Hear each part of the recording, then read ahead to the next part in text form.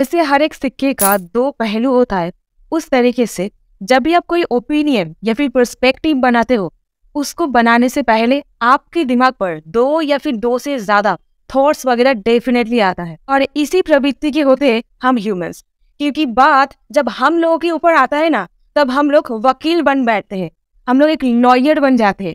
और जब बात दूसरों के बारे में आता है, तब हम लोग जज बन जाते हैं, सीधा जजमेंट पास करने लगते हैं, दो पहलू देखे ना बिना। ठीक है, तो आज इस वीडियो में मैं आपको बताऊंगी एक जज कैसे बन सकते हो लॉ ग्रेजुएशन करने के बाद। सब्जेक्ट वाइज डिस्कस करूंगी आज के इस वीडियो में। इस पोलिंग के मुताबिक जो मैं आज से 13 दिन पहले कराई थी, दैट AIB के बाद अगर आप जुडिशियरी के लिए प्रिपरेशन लेना चाहते हो तो आपको कौन सा स्ट्रैटेजी फॉलो करना पड़ेगा। सो 23% is not a small number, ये लोग जुडिशियरी के लिए प्रिपरेशन लेना। इसीलिए आज सब्जेक्ट वाइज टॉपिक डिस्कस करूंगी, जो मैं पिछले 2 सालों में मेरी जुडिशियरी जर्नी में सीखा हूँ, उसको ही जिस्ट में आपको बताऊंगी। और मेरी पर्सनल ओपिनियन जो मैं पर्सनली फेस किया, आपको 4 पॉइंट्स यहाँ से बताऊंगी, ताकि आपका ये जो प्रिपरेशन का जर्नी है ये स्मार्ट वे में चले। So let's get started. So hey everyone, मैं हूँ एडवोकेट पापिया और आप देख रहे हो डिकोड द लॉ। तो सबसे पहला, जुडिशियरी जैसे कॉम्पिटिटिव एग्जामिनेशन की प्रिपरेशन लेने के लिए आपको 2-3 दिन हाथ में लेकर के फुर्सत से बैठ करके प्रीवियस ईयर क्वेश्चन पेपर को देखना है। कौन सा टॉपिक से क्वेश्चन पूछा गया है, कौन से चैप्टर से क्वेश्चन पूछा गया है, ये आपको फुर्सत में बैठकर एकदम एनालाइज करना। कौन सा टॉपिक से कौन सा क्वेश्चन पूछा जा रहा है, बिल्कुल शांत दिमाग में देखिए प्रीवियस ईयर क्वेश्चन पेपर में कौन सा क्वेश्चन कौन सा टॉपिक से ज्यादा पूछा गया है। स्टेप नंबर 1, प्रिपरेशन शुरू करने से भी पहले आप कर सकते हो या फिर नहीं कर सकते हो, ये सोचने से भी पहले आपको ये स्टेप करना ही करना पड़ेगा। और अभी स्टेप नंबर 2 देखिए, most of the question paper set किया जाता है 50% एवरेज क्वेश्चंस को ध्यान में रख करके, 50% एवरेज टॉपिक्स को ध्यान में रख करके। सो इसको अगर हम 3 पार्ट्स में डिवाइड कर दे, सो 50% सबसे इंपॉर्टेंट, 30% मीडियम इंपॉर्टेंट और 20% जो लेस इंपॉर्टेंट है, जो आपको बोरियत फील करवाएगा। ये 50 और 30 जो पोर्शन आप देख सकते हो ना, यही आपको रिजल्ट दिलाता है। देखिए, ये कोई बोर्ड एग्जामिनेशन नहीं है, आपको 100 on 100 लाना है। ये कॉम्पिटिटिव एग्जामिनेशन है, आपको ऐसा स्ट्रैटेजिकली आपका स्टेप या फिर प्लान करना है पूरा सिस्टम को, ताकि आप एक रैंक सिक्योर करो ये एग्जामिनेशन पर। तो सबसे पहले देखिए, बहुत सारे टॉपर्स के इंटरव्यू आप देख सकते हो एंड उनका मार्क्स इवैल्यूएशन भी पब्लिक डोमेन पर अवेलेबल है, जहाँ पर साफ साफ देखा गया है दैट जो सारे टॉपर्स जो कटआउट मार्क्स था उससे बस 1 मार्क्स ज्यादा लाए हैं और आज ये लोग टॉप पर पहुंच गए हैं। तो कटआउट लेवल जो था उससे बस 1 मार्क्स ज्यादा लाए और आज वो एग्जामिनेशन में टॉप कर गए। तो बेसिकली आपको सिंपली सोचना है दैट ये 50% को मैं कैसे कवर करूं, ये छूटे ना, और 30% उसके बाद आपको करना है। और ये 50 and 30 मिलकर ही आपको रिजल्ट देगा। और यही जो स्ट्रैटेजी आपको फॉलो करना है हर एक सब्जेक्ट, सपोज CPC या फिर CRPC, इसको प्रीवियस ईयर क्वेश्चन पेपर पर ज्यादा क्वेश्चंस कहाँ से पूछा गया है इसका एनालाइज कर लीजिए। उस हिसाब से प्लान कीजिए कौन सा टॉपिक ज्यादा इंपॉर्टेंट है, कौन सा एरिया को सबसे पहले टारगेट करना है। इससे क्या होगा, आपका मेजर पोर्शन हर एक सब्जेक्ट का कवर अपने आप होता चला जाएगा। और यहीं पे ये इंफॉर्मेशन एरा चल रहा है, बिल्कुल फिंगर टिप्स में इंफॉर्मेशन है और मल्टीपल सोर्सेस से एक इंफॉर्मेशन को वेरीफाई करके उसको कंफर्म कीजिए। इसके बाद ही आपको कौन सा सोर्स से इंफॉर्मेशन लेना है ये तय कीजिए। और एक्सक्यूज नहीं चलेगा दैट मेरे पास रिसोर्सेस नहीं है, फाइनेंशियल कंडीशन खराब है, क्योंकि आपके पास आपका स्मार्टफोन है, यूटिलाइज कीजिए इसका। और देखिए, अगर आप एक प्रतिकूल सिचुएशन में ये प्रिपरेशन कर रहे हो, कोई प्रॉब्लम नहीं, आप ये सारे स्ट्रैटेजीज फॉलो करके सेल्फ सफिशिएंट होकर के कर सकते हो। Mentorship is very much important. और अगर आपका फाइनेंशियल कंडीशन सही नहीं है तो बिल्कुल घबराइए मत, सेल्फ स्टडी से ये एग्जामिनेशन क्लियर होता है। और ये सारा का सारा जो स्ट्रैटेजी है आप इसको फॉलो कीजिए, अपना प्रिपरेशन का जर्नी को प्लान कीजिए।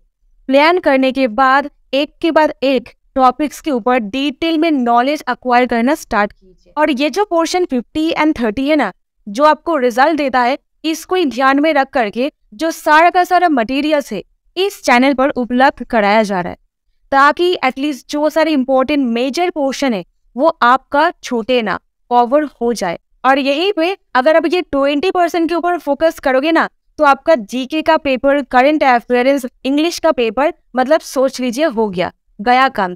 तो इसीलिए ये 20% के ऊपर ज्यादा फोकस मत कीजिए, ये 30% एंड 50% में ज्यादा फोकस कीजिए। आपके कंसेप्चुअल क्लैरिटी ये एरिया के ऊपर 100% होना चाहिए। देखिए, जो इंसान क्वेश्चन सेट करता है ना, वो मंगल ग्रह से क्वेश्चन लेके नहीं आएंगे आपको परेशान करने के लिए।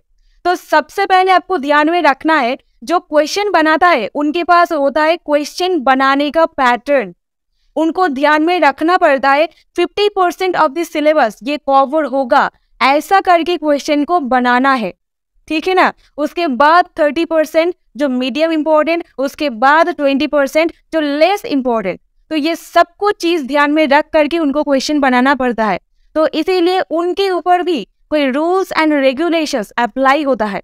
तो इस चीज को ध्यान में रख करके आप अपना प्रिपरेशन का जर्नी तय कीजिए। और यहीं पर मैं एक बात बोलना चाहूंगी, सर एक सर थे जिनके पास मैं क्लास 10 तक पढ़ाई की थी, और मैं लाइफ साइंस बहुत मतलब पढ़ना पसंद करती थी। मेरे को जानना बहुत पसंद था लाइफ साइंस के ऊपर, तो इसीलिए मैं हमेशा लाइफ साइंस लेकर के बैठी हुई रहती थी। मेरी मम्मी सर को कंप्लेन की थी दैट ये लड़की कुछ भी पढ़ता नहीं है, सिर्फ लाइफ साइंस लेकर के बैठी हुई रहती है। और सर मुझे समझाए थे दैट एक ऐसा रिजल्ट आपको लाना है जो रिजल्ट एक गुड लुकिंग रिजल्ट है, यानी कि हर एक सब्जेक्ट्स के ऊपर आपका अच्छा पकड़ है।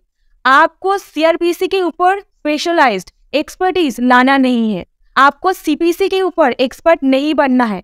सिर्फ जनरल अवेयरनेस हर एक टॉपिक्स के ऊपर, हर एक सब्जेक्ट के ऊपर आपको रहना पड़ता है, ठीक है ना। इस तरीके से जो सारा का सारा सब्जेक्ट है उनके ऊपर एक जनरल ग्रिप आपको बनाना है। ऐसे गुड लुकिंग रिजल्ट बनाना है जो देखने में अच्छा है। ऐसा नहीं है एक सब्जेक्ट में 100 on 100 और बाकी सारे सब्जेक्ट्स पर 30-40 करके स्कोर आप लेके आए। तो इसी तरीके से अब 30% एंड 50% डिवीजन करके अपना प्रिपरेशन तय कीजिए।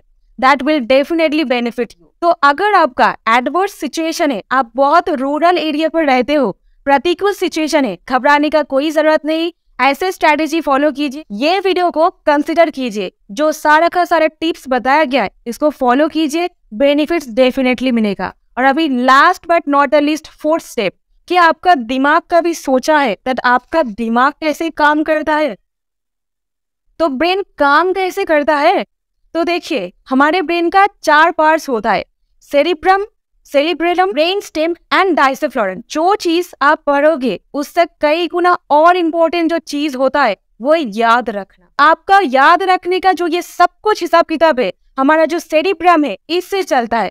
तो सेरिब्रम को कैसे स्ट्रॉन्ग करना है, यानी कि IQ लेवल को कैसे हाई पैरामाउंट पर लेके जाना है, सोचने का पावर, स्पीच देने का, जजमेंट देने का पावर, ये सब कुछ सेरिब्रम से कंडक्ट होता है। सो ब्रेन एक्चुअली हमारे ह्यूमन एक्टिविटीज को कंट्रोल करता है एंड कोऑर्डिनेट करता है। तो सेरिब्रम ये एक ऐसा मेमोरी चिप है जो आपको याद रखने में हेल्प करता है। 7 से 8 घंटे का नींद लीजिए, और नींद आने का आधा घंटे का पहले का जो सिचुएशन होता है वो बहुत ही क्रूशियल होता है, जो आपके सबकॉन्शियस माइंड पे पहुंचने का एक रास्ता होता है। तो जो सब कुछ चीज सारा दिन आप पढ़े हो, सुबह से लेकर शाम तक, नींद आने से आधा घंटा पहले का जो वक्त होता है वहां पर रिकॉल कीजिए, रिवीजन दीजिए, एकदम सबकॉन्शियस माइंड पर चला जाएगा। और लिख के ले लीजिए, 42 दिनों के अंदर रिजल्ट आपको देखने को मिल जाएगा। आपका इंटेलिजेंस लेवल ये इम्प्रूव होगा ही होगा। तो आपके ब्रेन कैपेसिटी को चैनलाइज करना सीखिए राइट डायरेक्शन पर। ज्यादा प्यार मोहब्बत के चक्कर में मत पड़े। हाइपोथैलेमस अगर एक्टिवेट हो जाए ना तो सब कुछ डाइल्यूट कर देगा। ज्यादा मतलब ज्यादा, समझ रहे हो ना। अगर आप एक बैलेंस्ड पर्सनैलिटी हो, एकदम बैलेंस्ड, शांत, काम, कंपोस्ट, देन कोई इशू नहीं है। अपना काम पर फोकस कीजिए और आगे बढ़ जाइए।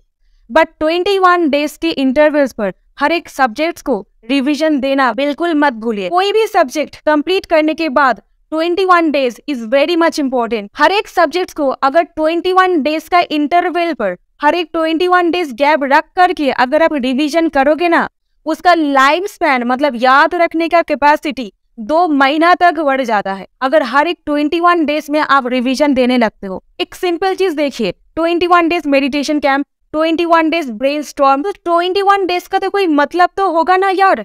तो यही मतलब है 21 डेज का, ठीक है। तो ऐसा करके आप कीजिए, 100% आप अपने आप पर एक सेल्फ डेवलपमेंट डेफिनेटली देख सकोगे। एक क्विक समरी, सबसे पहले 4-5 दिन लीजिए, फुर्सत में बैठकर एनालाइज कीजिए पास्ट ईयर क्वेश्चन पेपर को, ज्यादा क्वेश्चन कौन सा टॉपिक से पूछा गया है उसको छांट लीजिए। दूसरा, 50%, 30% एंड 20% इसका डिवीजन आप याद रखिए, तो ज्यादा फोकस कीजिए यहाँ पर। इससे क्या होगा, हर एक टॉपिक एकदम इक्वल डिस्ट्रीब्यूशन से कंप्लीट होता रहेगा। थर्ड, अगर प्रतिकूल सिचुएशन पर हो कोई दिक्कत नहीं, ये इंफॉर्मेशन एरा चल रहा है, इंफॉर्मेशन बिल्कुल फिंगर टिप्स पर है। मल्टीपल सोर्सेस से इंफॉर्मेशन को वेरीफाई कीजिए, उसके बाद मटेरियल को फाइनलाइज कीजिए। और फोर्थ, आपके ब्रेन को सही डायरेक्शन पर चैनलाइज कीजिए। सोने से पहले का जो आधा घंटा का टाइम है उसको यूटिलाइज कीजिए, पूरा सबकॉन्शियस माइंड पर घुसा दीजिए जो सारा का सारा चीज आप पढ़े हो। 21 डेज एंड 42 डेज इसको याद रखिए, आपके सेरिब्रम को स्ट्रांग बनाइए। यही आपका चिंता करने का पावर, आपका जजमेंट डिलीवर करने का पावर, आपको सोचने का रीजनिंग पावर प्रोवाइड करता है। मेमोरी पावर ज्यादा स्ट्रांग है, उनका कॉर्टेक्स सेरिब्रम का ऊपर का लेयर बहुत स्ट्रांग है, और मेमोरी पावर जिनका कम है, कॉर्टेक्स उतना ही कमजोर है। तो अपना सेरिब्रम को स्ट्रांग बनाइए, that will definitely give you a positive result. So that's it in this video. I hope आपको ये वीडियो पसंद आया है, और अगर कोई डाउट्स रहता है कमेंट पे लिख के बताइए, और आप कौन सा स्टेट से हो ये मेंशन कीजिए ताकि मुझे भी पता चले कौन सा स्टेट से आप मेरा ये वीडियो देख रहे हो। So that's it, मिलते हो आपके साथ नेक्स्ट वीडियो पर। Till then, stay happy, stay blessed, keep learning new things, and thank you so much for watching this video.